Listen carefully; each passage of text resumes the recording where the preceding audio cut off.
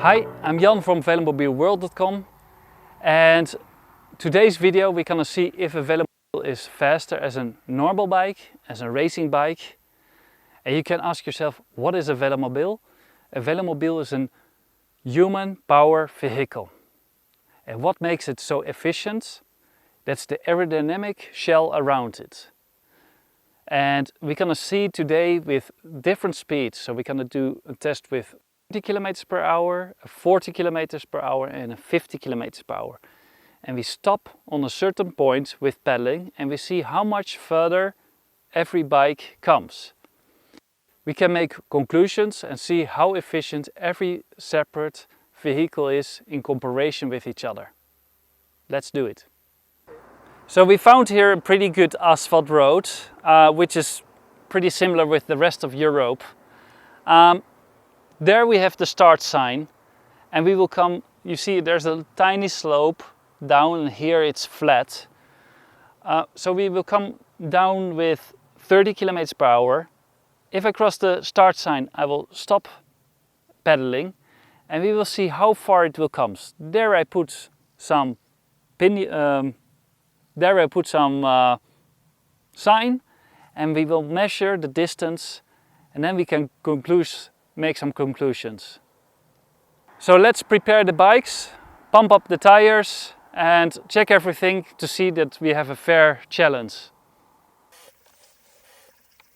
Okay. Back in, down.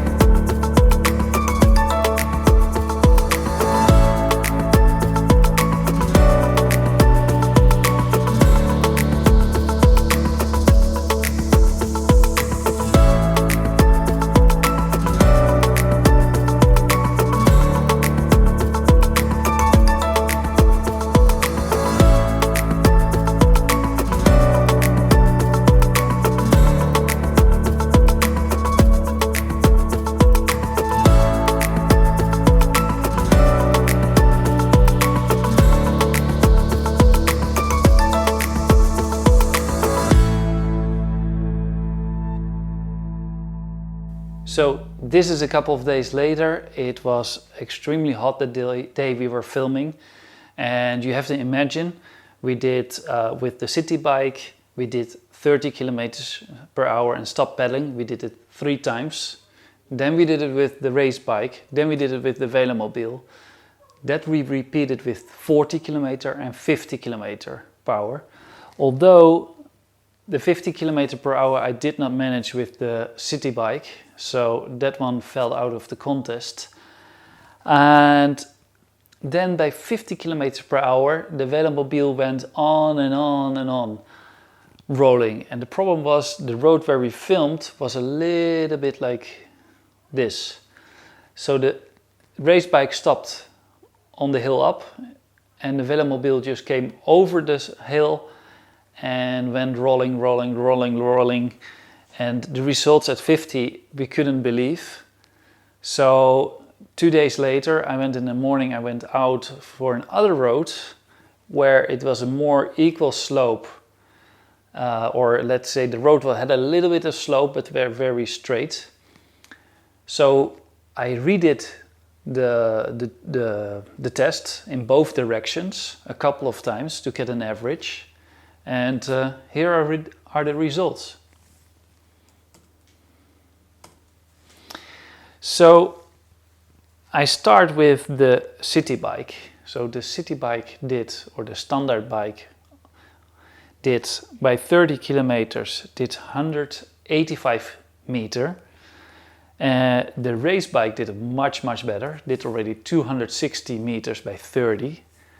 And the Velomobile did a 630 meters, not kilometers. There is a little bit different because the race bike by 3-4 kilometers per hour, I need to step off because I will fall off. Where the Velomobile makes still a 10 meter. So there the Velomobile have a bit an unrealistic advantage, but it's about 10 meters. By 40 kilometers per hour, the city bike did 270 meters. The race bike did 380 meters and the Velomobile 860. So you can see that the Velomobile is doing a little bit more than twice as much distance than in compare with the race bike. This is very equal at 50 kilometers per hour. So I did with the race bike, I had an 490 meter and with the Velomobile 1337 meters. So you can see on the moments the speeds are higher. The distance balance or the ratio between the race bike and the Velomobile get bigger.